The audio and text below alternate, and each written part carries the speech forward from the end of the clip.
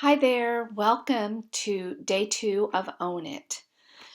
Today's theme, I'm going to borrow a little bit from another favorite movie of mine, and well, it's a series of movies really, The Hobbit and The Lord of the Rings. And there's so much, we could do a whole program just on these movies. But The Ring, I think, is particularly symbolic and meaningful representation of our journey with alcohol and taking our power back from the ring. The ring is that thing that holds power over us.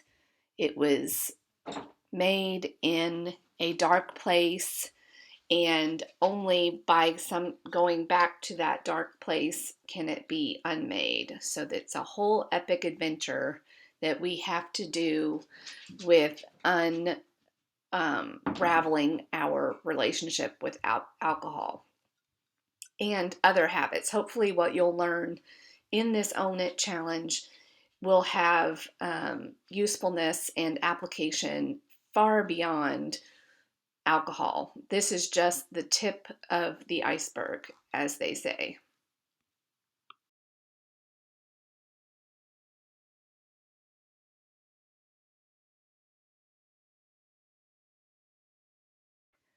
One ring to rule them all. We are each going to be creating and journeying on our own epic adventures as we head into the unknown wilderness of living life authentically without being ruled by this thing of alcohol and any other things that might be out of balance in your life. The good news, though, is that we're not alone.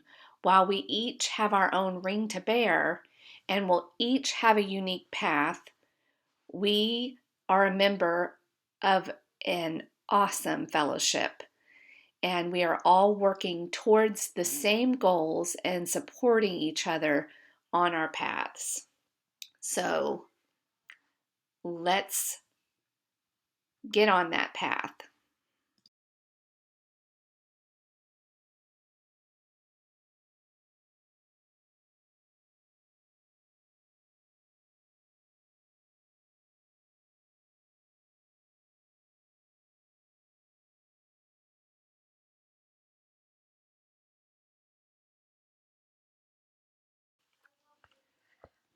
Hi, hopefully you can appreciate my theme today of The Lord of the Rings.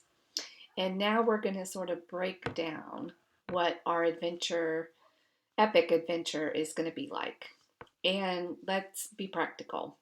And we go on trips all the time. We probably most of us, if we even look at a trip to the grocery store, we can break that down.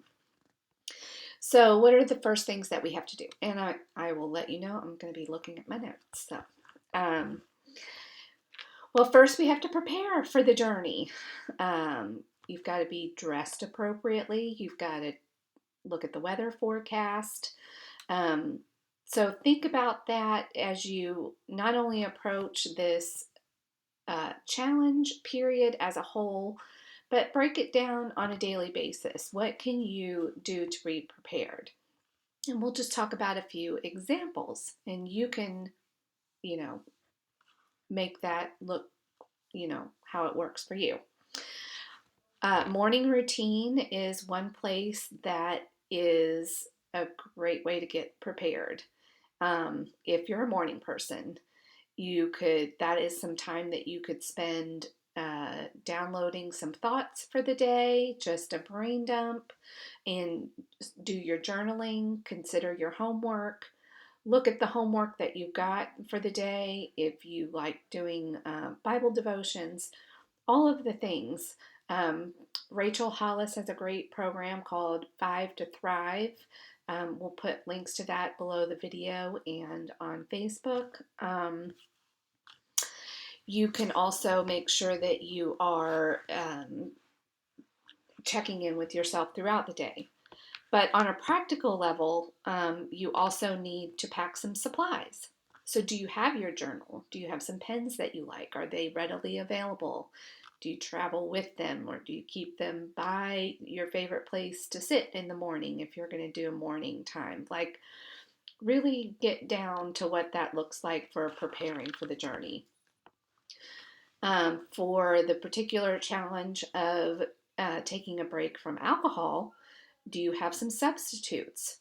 If those things won't trigger you, stock up on your alcohol free beer, wine. There's tons of options, kombuchas, and look at it as an adventure of flavors, like exposing yourself. Oftentimes, with food and what we consume, we can get stuck in ruts.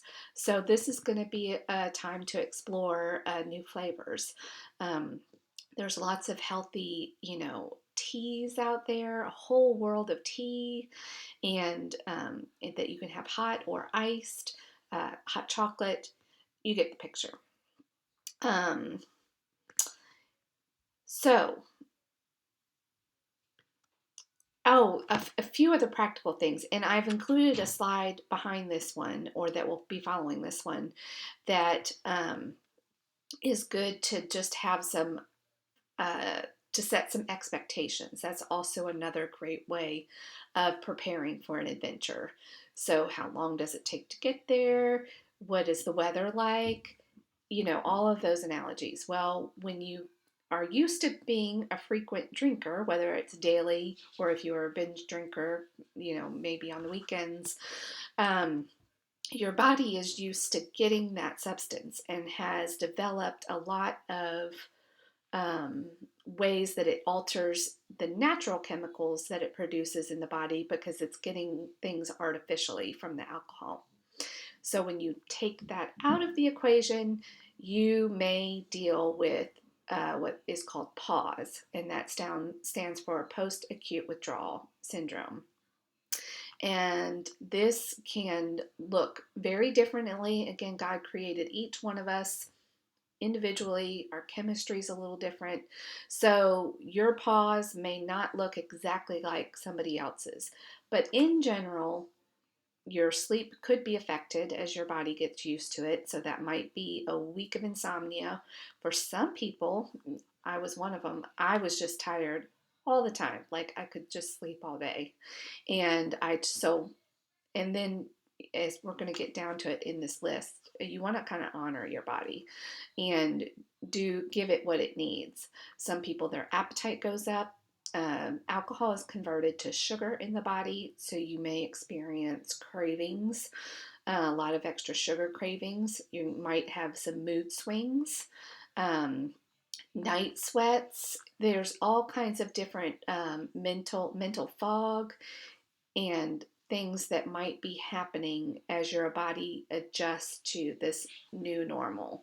And believe it or not, these things will go away and you will feel good. So embrace some of these challenging feelings, and recognize them for what they are and expect them.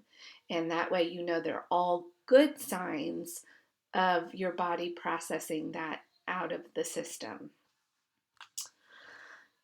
So, on a trip, we also need a compass, GPS, map. We need to, have something that's going to keep us moving in the right direction of our destination. For habit changes, there's a few components to this. Commitment. You need to have the right, just like when you're going to a certain destination, you need to be committed to going there. You don't want to go, oh, well, that looks like a pretty barn over there. I think I'll go over there. No, you have a plan. You're going to your destination. You're committed to that. And you're going to know why you're going, what's on the other side, what's waiting for you down at your destination, and your motivation for wanting to get there that's going to keep you behind the wheel and driving. And then also those next steps. So part of that is going to be checking in with me every day and learning. And then I will give you additional resources, but feel free to do a lot of your own field research as well. There are a lot of books, podcasts, um, things for you to learn on. And it doesn't always have to be alcohol specific. Um, Health in general is a good topic to research at this time. The science around habit change, learning about how the brain works. Um, and so, whatever speaks to you and how you're wired, honor yourself and set yourself up for the best success at being successful. So if you're not a sciencey person, don't load yourself up on sciencey things just because you heard your friend who has been alcohol free a while say that that's what worked for her. That may not be your jam. If you're highly creative, there may be somebody that out there that is has approached their sobriety and has a story to tell about how creativity helped. One example is somebody that started a group called Daybreaker. Daybreaker, this was somebody who really loved music and dancing and movement, and that was a real challenge for her in her new alcohol free life. So she started a whole movement. She thought, wow, this is how I'm wired.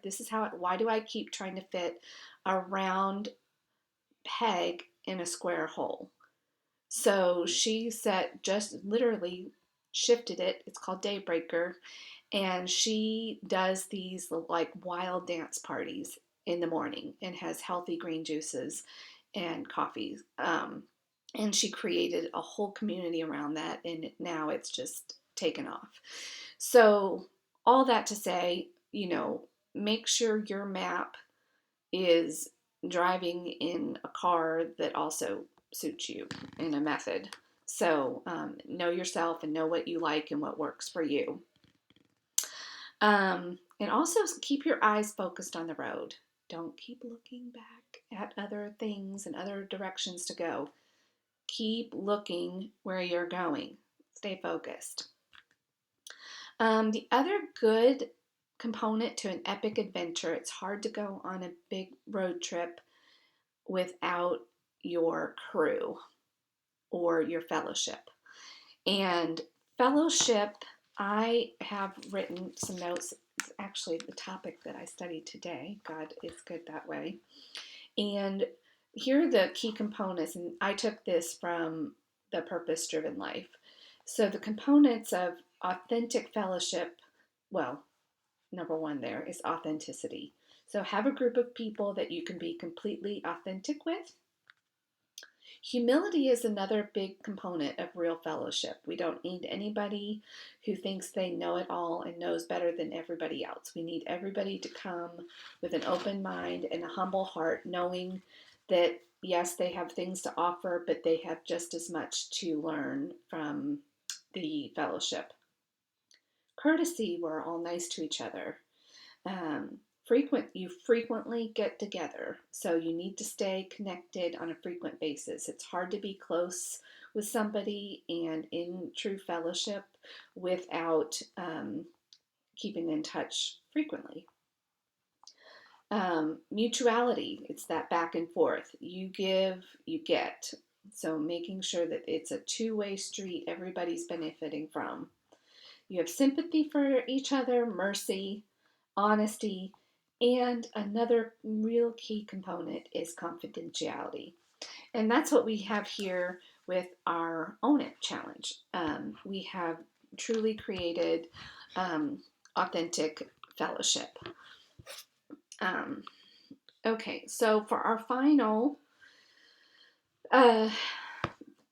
piece of an epic adventure, or one of our final pieces, is making sure that you're stopping along the way to refuel. This is really important. You can't just burn out. So, and also pacing yourself. Make sure you go over the speed limit. Don't speed too fast. Don't go too slow. Like, keep up with your class or your challenge, and stay committed to getting there on time, in the time allotted, and stopping to refuel. So this is where things like the HALT method can come in. This is the self-care component of a challenge. So especially when you're making a big change and taking out something that, number one, is physically addicted, so you've got to go through that space of allowing your body to get used to being without it. And then it takes a little while longer for our heart and mind sometimes to follow that. And so knowing that urges, when they happen, and again, I think we talked about it in day one. Urge, the root word is from urgency. So you can only stay in that fight or flight response and heightened alertness for so long. So even though it feels like it might kill you, and if you don't go and get the glass of wine or the drink or whatever it is, the beer, that you just might die and you just can't survive this feeling, because that's what it's trying to make you feel like. It's the noise. It's that inner toddler, monkey brain. You hear all these different descriptions of it, but it only lasts for, I think scientifically, there's about a 3-minute window. Now that doesn't mean the urge won't kind of, through your normal time of when you are used to drinking, especially if it's daily, and your triggers, and know that's another important thing, knowing your triggers. So if you're used to getting a bottle of wine out or a beer when you're cooking, that's what it was for me. I very specific. I had to have a wheat beer. And I'm not a beer drinker, except like I just got used to that. And I would have a wheat beer that was sort of like my appetizer while I was cooking, because they are pretty hearty. But anyway, um, and then once dinner was ready and we would sit down and watch our TV show, um, then then I would switch over to wine. So I mean, we get in these very specific habits and these autopilots and these automatic routes, and it's hard to retrain this whole organism. So even once chemically your body adjusts, wrapping your heart and mind around it, especially because for most of us this comes at the end of a busy day of working or with kids, and your brain doesn't want to have to make any more decisions. It's done. That's when it really wants to go on autopilot. But just knowing this is very helpful. And knowing, and again, that's why we did the homework on day one of knowing your whys, uh, writing that letter from your fresh, committed morning self to that evening self that's too tired to make that decision and is gonna, try to fool you and say, no, I know you were excited about that this morning, but it's not, you know, it's it'll be fine if we just have one or two, and then you can get back to being that person tomorrow. So you want to have some of these tools in your toolbox, or being prepared for your epic adventure, because it is like, this is so worth it. And if you have watched these movies with me, and I don't know if anybody that hasn't seen The Hobbit and The Lord of the Rings, like, these are epic adventures. And it was hard. Like, Frodo was going to die, and some of his fellowship people did, like, this was the ring of power, the hold that it had over the person bearing that was at times seemed unbearable. But it was the level of commitment, the why, that kept them going, because they knew, and because they had watched generations before not succeed, and people that with um, succumbed to the power and the allure of the ring, which affected generations to come. So they had history. A lot of us in this journey, we have that history in our families. Like, this ring of power has defeated some of our family members. Like, that needs to be our why. If we've got kids that are watching us and, they're learning this is what adults do, we've got these strong motivational whys. Um, so whatever that looks like for you, that is super important.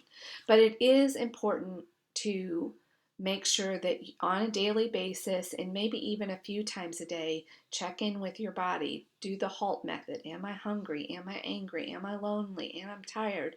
So that way we don't, if we've ignored ourselves all day long, well, no wonder 5 o'clock is so hard, or 7 o'clock, or whenever you normally pour your drink.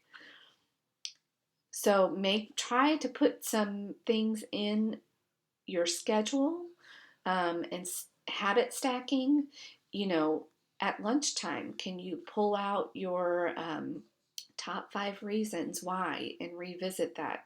Can you put the HALT acronym somewhere in your eyesight in your car, maybe to remind you as part of, and to go back to the preparation step, maybe you even, whether it's in the evening or in the morning, do you go ahead and pick out the podcast that you're going to listen to for the day? Or if it's an audible book or whatever you're reading, are you going to commit to reading the next chapter? Something to keep you focused, motivated, and learning and growing. So I know I have talked for quite a bit now, and the last piece of an adventure is that maybe you want to start thinking about, and this can be a journal prompt, I'll try to add it there, is to plan a celebration. Like, yes, you've done all this work. And even start visualizing that. Like, we took our selfies on day one. Can you start to envision what your face is going to look like? A month from now, some of the around your eyes. What is maybe something you can do to celebrate? Is it a special trip to a movie with a good girlfriend? Maybe a shopping trip? Do you want to treat yourself to maybe some really special face lotion? Or maybe a pair of running shoes, a cute new exercise outfit, whatever it is. Summer's coming. There's lots of things that you can think about with the summer and some different outings. But maybe plan a celebration too, and a reward that you can look forward to when you've reached the pinnacle of your adventure at the end of this 30 days. And then, sometimes people get so hooked by their adventures that they want to, stay on the path and keep working towards their next goal. So you can start to think about that as well. So thank you for joining me on day 2. I know I gave you a lot to consider on day 1, so I wanted to try to maybe slow it down a little bit and just give you a few questions that you can use as journal prompts. The only homework that I'm going to have for you, and also if you have not actually done the Own It acronym, the outcome, the your why, your overall, your big why, and now what, and making a plan. And I know we're talking a lot about that planning part today. Then, continue to journal and define your Own It acronym for yourself. So, the only homework that I'm going to have, and that'll be on the next slide, will be, well, I'll read through the questions, but I do want you to maybe try to pick your top 5 from your list of 50 that you did. And if you can put that on a index card, and then maybe carry it around your purse. I actually bought one of those little cell phone thingies, like the gummy stuff that you can put on your dash, and that's where I put my motivational stuff. Instead of a phone, I just, you can stick it to that. So lots of ways to get creative with putting things like this, or maybe it's in your journal and this is the first thing you look at in the morning and use it as a bookmark in your books. You get the gist. You're smart, capable adventurers in this fellowship. So I know that you're going to find the right place for that that will work for you. So congratulations on making it this far. We are at the beginning still, but I'm just so excited for you, and I'm excited to be a fellow traveler in this fellowship. Hi.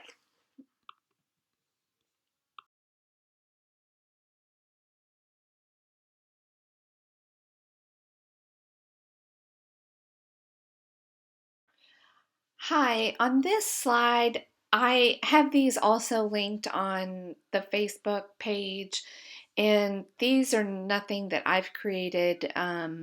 These are things that I have just borrowed, and you can see at the bottom and who they're from and giving credit there. But anyway, this self-care menu is a good just tool, resource if you want just to give you some ideas on this is called a self-care menu, and I like it because it also breaks it down into the type of things. So if you think about your self-care in these columns, you have your physical, emotional, mental, and spiritual.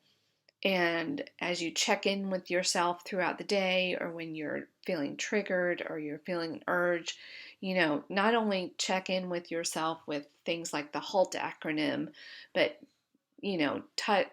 touch in to yourself. That was the wrong wording. Check in with yourself and, hone in on which area you need self care. Very good advice. And then also we have just a diagram here that talks a little bit about what I talked about, the post alcohol withdrawal syndrome, or PAWS, and some of the things that it's very normal if you're having some moodiness in the beginning, any physical problems, your sleep may be off, some of you may be overly tired, some may have insomnia. It's going to look a little bit different for on an individual basis, but these are some of the things that you can expect, and not only expect but learn to embrace. For some people, depending on where you were on the spectrum of drinking, it can take up to 30 days before your body kind of sorts things out and you really start to feel what most would describe as better, and waking up, with and having more energy and sleeping well. For some people, it's done in just a few days. So again, all of this is variable and very personal. So just wanted to share some of this information with you and additional resources just to lay that foundation, and also set proper expectations for yourself, because it's very easy to get frustrated, um, and sometimes that frustration just comes from not knowing this, or having not set the proper expectations for yourself. So self-care is going to be super important for your next 30 days. So those of you that have families and are living with spouses or have children's, it also might be a good idea to set proper expectations with those that you are in close relationships with. Just saying. Bye.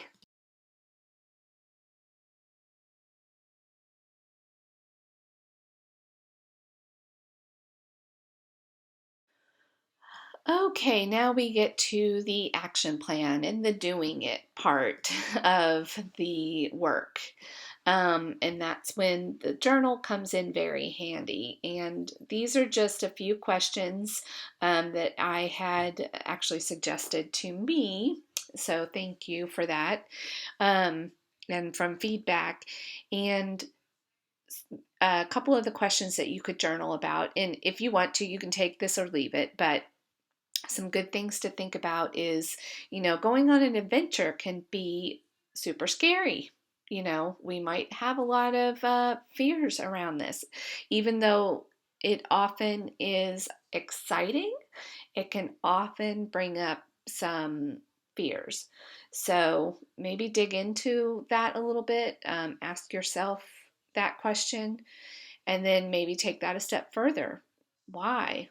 What exactly are you afraid of? Drill into maybe some more details behind the biggest fear and the fears that are behind that. Often it's multiple layers of fears before we get down to the root cause or root concern that our brain may be wrestling with, or our subconscious. Um, Another really good question was, how do you know that you have the level of commitment needed? So this is kind of an interesting question. And it's going to be very personal. And this is again where we're going to learn some skills of how to build an overall toolkit that we can apply to lots of different areas of life. So, are there other examples in your life when you have really trained and worked hard for something and had a goal and something that you needed a commitment for? Um, Obvious ones that come to mind are maybe if you've committed and are married to somebody that required a certain level of commitment, but still, what represented that? What components did it have? Can you do some of those same things with this? If you've trained for a marathon, if you are in any type of athletics, or if you're an artist and you're getting ready for a show, you're an event planner, you're an author, there's lots of different things where we had to be really committed and focused. And what did that look like? Examine maybe the components of that, and then maybe go back to the Own It acronym and some of the homework we did on day one to really, be honest with yourself and make sure that you've got the level of commitment that you need to reach the goal that you've set for yourself and that outcome.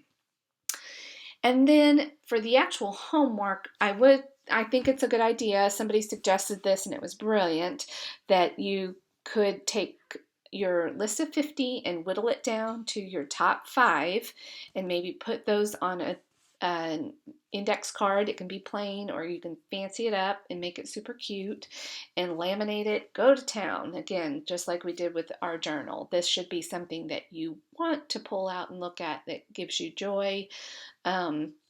And keeps you focused. And especially if you're out to dinner and you are being triggered, you can, this is just another tool in your toolbox to help you not only reach your goal of the 30 days, but each day is its own goal in and of itself, and is going to be another stepping stone to that larger adventure goal. So there you have it. Have fun, and I look forward to seeing you again on day 3.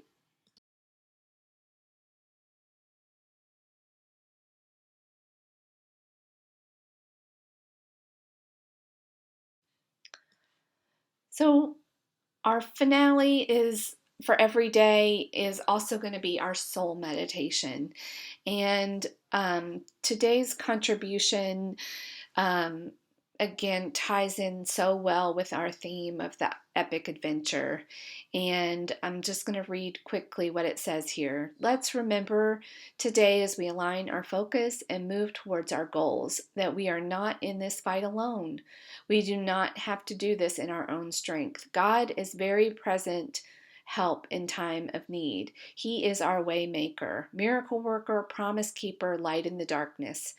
In your prayer time today, let him know you need his help. Let him know you are leaning on his grace to be alcohol free or to be consistent with workouts or meal plans, that you want him to lead you to the best version of you in every area of life. His grace is sufficient for this day. Put your faith in this below promise from his word, and when a moment gets hard to say, Lord, you are my way maker. Make a way for me right now to overcome this hard moment and keep going. Take a deep breath and trust. He hears you. And our scripture verse is Isaiah 43:19 through 20. Forget about what's happened. Don't keep going over old history. Be alert, be present. I'm about to do something brand new. It's bursting out. Don't you see it? There it is. I'm making a road through the desert. Rivers in the Badlands. I'm doing something brand new, something unheard of. Even now it sprouts and grows and matures. Don't you perceive it? I will make a way in the wilderness and open up flowing streams in the desert. Wow, what a promise. There's also a song that will be linked below this video in the comment section, and again also on the Facebook page. And it's a beautiful song. And again, I have a graphic here and a scene from the Fellowship of the Rings. And it's just so appropriate. It almost looks, it reminded me of Bible characters as I would have imagined in Isaiah and those original pioneers for God. And so I hope that this audio today and video has edified you and given you fuel for your adventure into today and into your week.